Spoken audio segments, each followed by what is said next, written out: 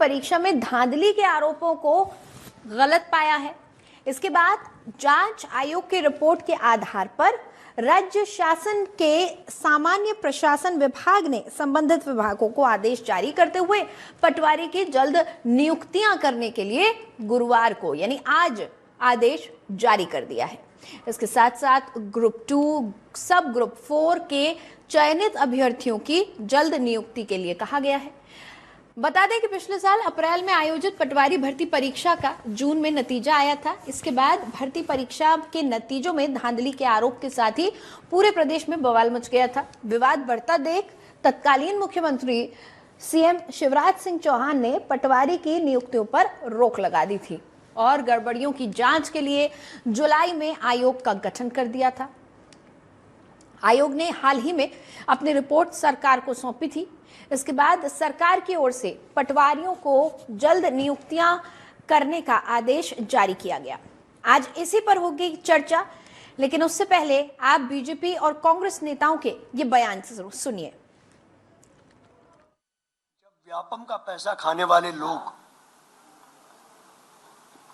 सरकारी कारों में घूम रहे हैं और देने वाले बच्चे जेल में हैं, तो उसका हर्ष जो हुआ है वही हर्ष इस पटवारी घोटाले का भी होना था। बच्चे कह रहे हैं कि 15-15 लाख रुपयों में सीटें बेची गई हैं। सरकार ने उसे स्वीकार किया है, परीक्षा कैंसिल की थी, आयोग बनाया और उसे क्लीन चिट मिल गई। भ्रष्टाचार के दोयम दर्जे की यह पराकाष्ठा है और इस तरह तो आयोग जो बनाए जाते हैं उनकी विश्वसनीयता पर भी अब प्रश्न चिन्ह लगना शुरू हो चुका है। देखिए, पटवारी चयन के संबंध में जो परीक्षा हुई थी उसके बारे में आदेश जारी किया गया है। परीक्षा में कोई भी इस प्रकार से, जैसा विपक्ष बार बार आरोप लगा रहा था, कोई गड़बड़ी नहीं पाई गई।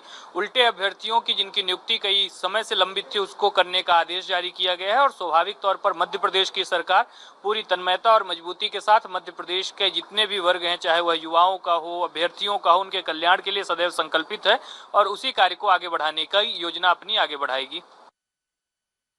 तो आपको बता दें, दरअसल ये पूरा मामला जो है भर्तियों से लेकर जुड़ा हुआ है, जिसमें धांधली का आरोप विपक्ष द्वारा लगाया गया था। बहुत जोर शोर से मुद्दा उठा था। नतीजा यह था कि एक कमेटी गठित की गई थी। दरअसल मध्य प्रदेश पटवारी भर्ती परीक्षा में 8,600 अभ्यर्थियों का चयन हुआ था, लेकिन पटवारी भर्ती परीक्षा में गड़बड़ी के आरोप लगे थे। क्या आरोप लगे थे वो भी हम आपको बताएंगे। हुआ यह था कि 22 नवंबर 2022 को कर्मचारी चयन मंडल की ओर से ग्रुप 2 और सब ग्रुप 4 और पटवारी की नियुक्ति भर्ती परीक्षा के लिए नोटिफिकेशन जारी किया गया था, जिसके बाद करीब 13 लाख अभ्यर्थियों ने इस परीक्षा में भाग लिया और इसकी परीक्षा 15 मार्च से 25 अप्रैल 2023 तक हुई थी। रिजल्ट 30 जून 2023 को जारी किया गया, लेकिन जब रिजल्ट जारी किया गया तब कई बातें सामने निकल कर आई जो थोड़ी चौंका देने वाली थी।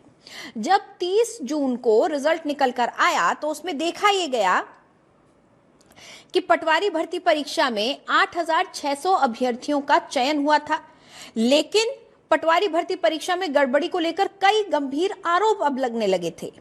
दरअसल मेरिट लिस्ट में 10 में से 7 टॉपर का सेंटर एक ही था। एक ही कॉलेज में ये तमाम जो 10 में से 7 टॉपर थे ये परीक्षा देने बैठे थे। एक ही कॉलेज में इनकी परीक्षा का सेंटर बना था। पटवारी परीक्षा भर्ती की टॉपर्स लिस्ट जारी होने के बाद पहले तो 10 में से 7 टॉपर्स एक ही एग्जाम सेंटर की ओर से निकले और उसके बाद 15 लाख रुपए की रिश्वत की बात भी सामने आई। वहीं इस मामले में जिले में एक जिले के एक ही समाज के चयनित अभ्यर्थियों की संख्या चौंका देने वाली थी।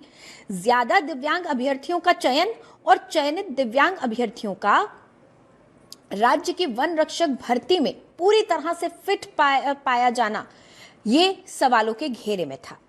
पटवारी परीक्षा पर गड़बड़ी को लेकर विरोध प्रदर्शन भी हुए, नारे लगे, आवाजें उठाई गईं, जिसके बाद तत्कालीन मुख्यमंत्री शिवराज सिंह चौहान ने जांच के आदेश दे दिए और जांच के लिए कमेटी बना दी गई। अब जांच कमेटी ने पटवारी परीक्षा को क्लीन चिट दे दी है, जिसके बाद इसी महीने के अंत तक पटवारी भर्ती परीक्षा के चयनित अभ्यर्थियों को ज्वाइनिंग लेटर दिए जाने की तैयारी की जा रही है। यानी कि फरवरी के अंत तक ही उन्हें लेटर्स मिलने की संभावना है। जांच समिति ने मध्य प्रदेश सरकार को 31 जनवरी को करीब 70 पन्नों की एक रिपोर्ट सौंपी थी और इस रिपोर्ट में कहा गया था कि पटवारी भर्ती परीक्षा का जो घोटाला बताया जा रहा है उसमें ऐसा कुछ भी नहीं है, बल्कि जिन बच्चों का सिलेक्शन हुआ है 8,600 जो अभ्यर्थी हैं जिन्होंने पटवारी परीक्षा पास की है उनको ज्वाइनिंग लेटर दिया जा सकता है।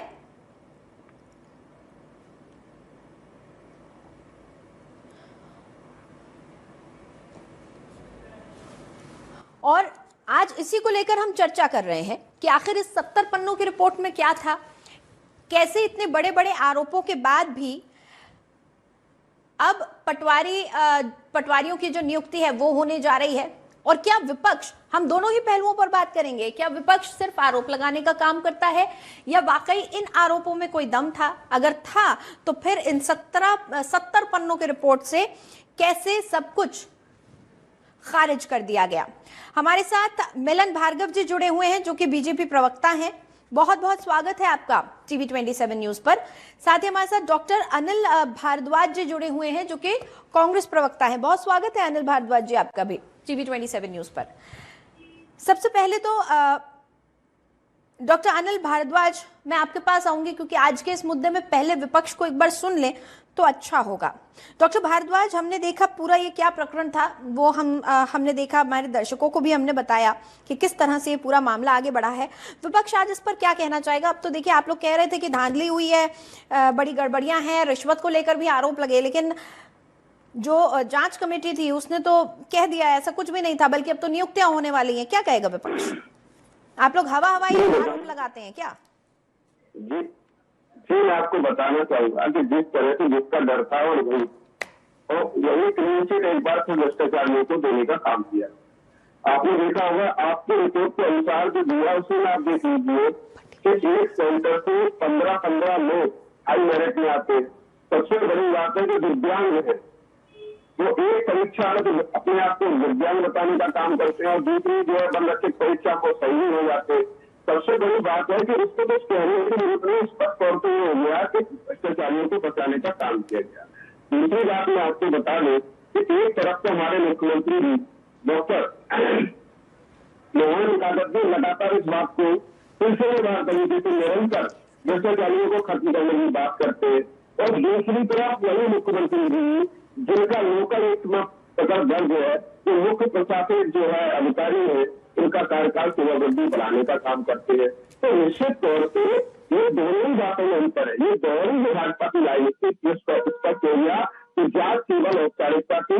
हमने लगातार मध्य प्रदेश की जनता ने उनके पूरे लगातार 18 से 20 साल के कार्यकाल में देखा कि ऐसी कोई भी भर्ती नहीं है जिसमें भ्रष्टाचार का आरोप न लगा हो।